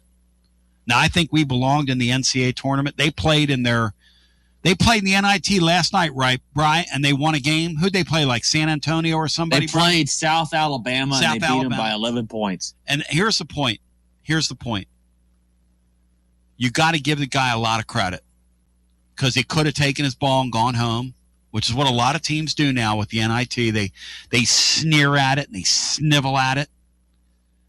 That shows me something, Watson, from that young coach era.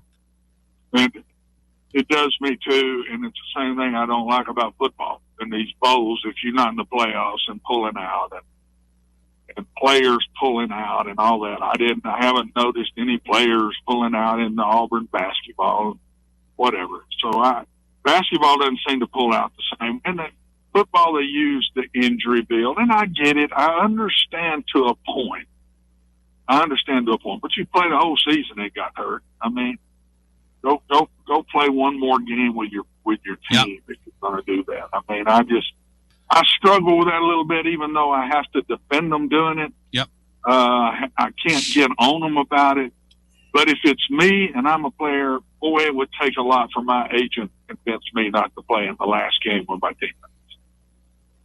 Watson, you're my main man. I love you. I appreciate you. When we're talking next week, will the Tennessee Volunteers be dancing? Are they going to win 2 in this tourney? Oh, I'm not. It depends on the health. I mean, I read where Emmett was decent. He didn't totally have his quickness, but he was a little better than I thought he'd be. And then I read where Coach Barnes said if we'd have won that game with Vanderbilt, I'm not sure he'd have played the next That's night. correct. That's not good, is it? That's got me worried.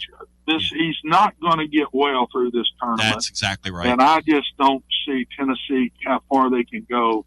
He is so important to them offensively. He's everything. In shooting and rebounding and penetrating and dishing and all the things he does. Without him being 100%, I just can't. Even though defense all of a sudden starts showing in this tournament.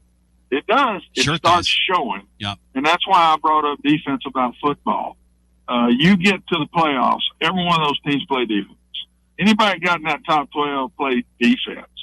And so this is, you talk about offense all through the year, but defense wins championship. Yes. And it always has, and it always will. That's why I've always said passing teams win a lot of games. And if they're all out, just wide open pass, but they don't win championships. They don't win championships very often. And so it goes right back to that defense and not making mistakes. And Tennessee does that. So we'll see. You're the man. I love you. I appreciate you. Thank you. The great Watson. Okay, Brown. guys. Always an honor. You are an honor and a pleasure. Hey, Brian, Watson usually rubber stamps Vol wins. He didn't rubber stamp Tennessee getting through Sunday. Did you notice that? Even he's not rubber stamping. And that's why, you know, Griff yesterday, when I asked him on the Marky Mark and the Lunchy Bunch Happy Time Hoops Hour, and he's a recipient of the 2026 Pat Summit Award for his work with youth down through the years. And that's the wonderful thing to recognize in Mark Griffin, because that is absolute truth. It's a man who pours himself into others. And we're so proud to have him on here. But even Watson Brown kind of paused there. Because when you see a guy beat up, it's hard to go against Mother Nature, Bri. And our team just looks kind of beat up and worn down. Now, maybe they get to the second season and maybe they get their second wind, you know? You got to hope that's what happens. Shout out to my friends at Simpson's Meats.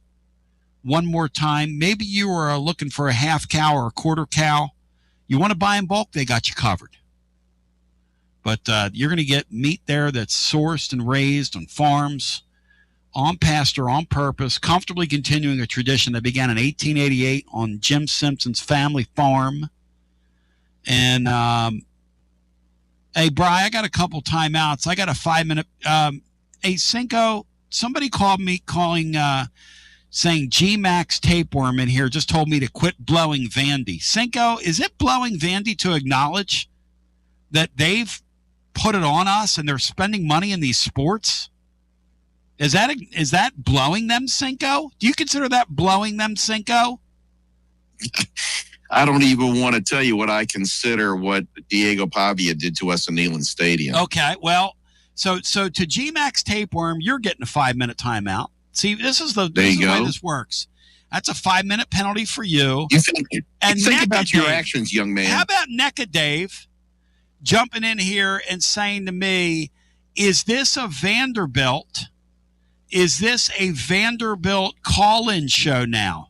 Hey, NECA Dave, you're getting a 10-minute timeout because you're a repeat offender, you clown. Wow. So NECA Dave gets 10 minutes, and Nick Jackson's in here is making a lot of sense. And the sense is this. During the Josh Heupel era, okay, people telling me I was crazy about my quarterback take, and, you know, we had to have our quarterback back from last year, who's an okay player. He performed like an average SEC quarterback. They're going to get that from one of these two guys. Yes or no, Sean? That's my take. That's my take. Someone will play, and they will be fine. Thank you. You know why they're going to be fine? Because since Josh Heupel's been here, they've always been fine at quarterback. Now, and here's the other reason. Sorry to step on you there. It's because urgency is the number one thing that you get when you have a situation like this. Would these kids be ready if Joey? No, they wouldn't even be close to being ready. But when you have to be ready, that's when everyone steps up. When the urgency is that the big lights come on and you're taking the first snap, or you're taking the second, whatever it is, that's when the urgency starts. And the same thing with the coaches don't look at the second and third team guy the same as the presumptive starter. They just don't. Yeah. Nobody does on the team. And Nick Jackson says, I think a lot of people would have rather started Joe based on practice. But he did not stick with Hooker when they got both on the field in games. Of course they stuck with Hooker. Look, Hooker wasn't a great, apparently, practice player. And somebody else made a point in our chat, neither was Josh Dobbs back in the day. Okay, fine. Here's the thing about quarterback play. Under this coach, you're going to be good enough to win games. They worked around Nico. They worked around him. Was he great? No. Was he terrible? No. Was he what you thought he was and I thought he was? Hell no. Is he ever going to be that? No. That's okay. Could he make an NFL roster one day? Sure. Sure. He's not going to be a first-round pick, though, like some of you thought. Like, people, when he left, well, we're letting a first-round pick. No, we're not. We didn't let a first-round pick walk away. We called him and Big Nick's bluff. There was no room at the end. USC didn't jump at them like they thought. Oregon, not only did Oregon not poach him off our team, but Dan Lanning picked the phone up and called Josh Heupel and said, hey, man, I just got a curious phone call. Think about that for a second. How's that for just saying this kid sucks? You suck. Like Brian Hartman in the blog today about a couple teams. You suck, you suck, you suck. Brian, who are the teams this year that didn't make it in women's or men's basketball from our league? Oh, and Auburn and Mississippi State didn't make a bowl game in football and didn't make either basketball tournament. That's you ugly, you ugly, you ugly. I mean, but Auburn did win an NIT game last night. So. Oh, I mean, hell. Mississippi State didn't even do that. That washes it all away. That's the other thing. Here's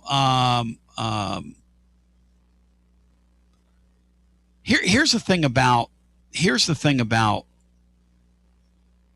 the Nico era. I wanted so badly to believe that I believed everything that was fed. Everything that was fed to me, I believed. Everything fed to me, I believed. I think they wanted to believe so bad too. That's why they fed it out. And I passed it on to you. And I'm not going to do that again. I'm just not.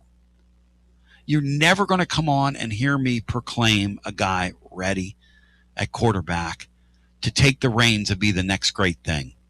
I will never, and I mean ever, do that again on here. I can promise you I will never do that. You want to know why? Because it don't mean a thing if you ain't got that swing. And you don't know if you got that swing till you get in a real football game. You can do it. The Polynesian Prince was a world beater against air. Incredible athlete. Probably, truth be told, probably could be an Olympic level volleyball player if you went out there and played, they say. I mean, a guy that could jump as high as he wanted to jump. And if he was hanging out in Hawaii right now, he could probably hang 10 with a 45-foot wave, truth be told. Probably do whatever he needed to do in that habitat. But he couldn't function on a football field. Hey, God bless the guy, as we say in the South. But he couldn't play. And they worked around him and won 10 games. So let's everybody just kind of calm down. Again, my bigger fish to fry with the football team is the defense going to lock in under this first-year coordinator who likes to scramble his eggs and then put them back together? And I just don't think in year one, I don't have a great expectation that they're going to be together. And maybe they are. I love the guy. He's from Philly. He's a Philly guy. And he likes coffee. And for $1, he's like a Philly guy. But we'll come back on the other side and hear from you at 865-200-5402. Well, listen, for the first time today, we open up the phone lines. We'll do a little overtime, your time, my time, our time, overtime. The other night, Matt Diskin and I are such sickos that we watched the end of the Georgia game with you. If you go back and listen to Friday night's post game after the Georgia game, last hour of that was us watching a thrilling baseball win together. Cinco, that was a really fun sporting event Friday night, the Vols winning at Georgia. Great baseball game. I thought all three games were great. We didn't come out on top, but as far, I mean, it was just a throat slasher. Yeah.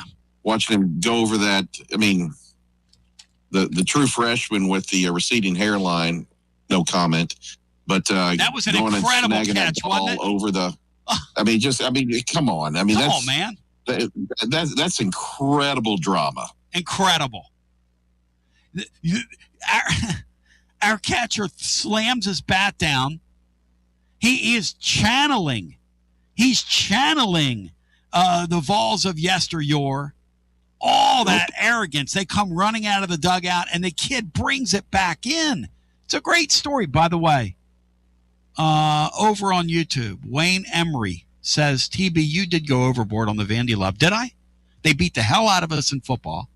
They beat us twice in a week in basketball, and they beat the hell out of us in women's basketball last time we were on the floor. Now, I don't know what you want from me. And we got to go play them in a week down there in Danny's got an everything school. Yeah, Vandy's beating us in everything. And they're spending a lot of money to do it. And I pointed that out to a guy that used to be there that had limited resources and was playing with a fork in his hand when everybody else had a handgun. Are you kidding? I can't point that out? That's giving them too much love? I mean, if that hurts your virgin ears, I'm sorry. But as a wise man once said, I didn't do it, Danny White. I didn't do it. I didn't do it. Hey, I'm Alan, and we ship floors on Bristol Highway in Johnson City. Are you tired of walking around on that ratty-looking carpet that you have? Well, today's your lucky day because we have Supercore on sale for $1.79. 58 colors we're liquidating. Supercore is the best waterproof floor with a lifetime warranty. Where are you going to find that anywhere else? Nowhere, let me tell you. $1.79 lifetime warranty. Come on down to Bristol Highway on your truck and trailer and let's make a deal. You got to dream about buying some land and building on that land. Well, Waterside Contracting is your ticket. 25 years of making dreams come true, Michael Scott. For hundreds in our area, custom homes or remodels, Waterside Contracting will build on your lot. They do incredible work all over the area. Structural integrity, quality without compromise. It's a way of life with Waterside Contract. Check out the wonderful work Waterside does. WatersideContractingLLC.com. When it's time for your dreams to come true. Quality without compromising. Waterside Contracting. College football fans, Chris Fowler here with the play call. This season, go for Dose with ice-cold, refreshing Dos Equis. It's more than a single play. It's a mindset. Think of it as a two-point conversion for real life. Taking the risk, making the bold move. Whenever we get the chance to go big, we take it. On the field and off, always go for Dose with Dos Equis. Enjoy Dos Equis responsibly. Favorite 2024 Dos Equis Lager Especial Beer. Imported by Cervezas Mexicanas, White Plains, New York.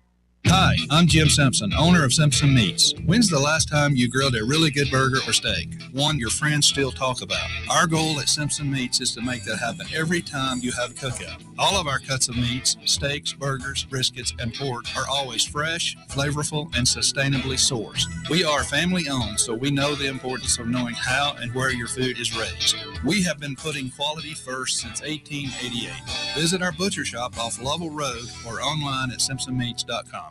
Tony Basilio along with the great Mark Griffin. And we're here to talk about our friends at Performance Medicine. And Griff, their slogan, stay educated, stay healthy. That's you. Wow. I really like to think that, Tony, and I'd like to give Dr. Rogers a lot of credit because I definitely want to stay educated and healthy, and knowing that he's putting the time and effort in to make sure of my care. I want to encourage your listeners to put the time to learn and become educated and get to know Dr. Rogers and see if it can help with your health as well. And there's a really, really easy way to do that. In fact, they've got their own YouTube channel. You can see Dr. Rogers for himself with his staff.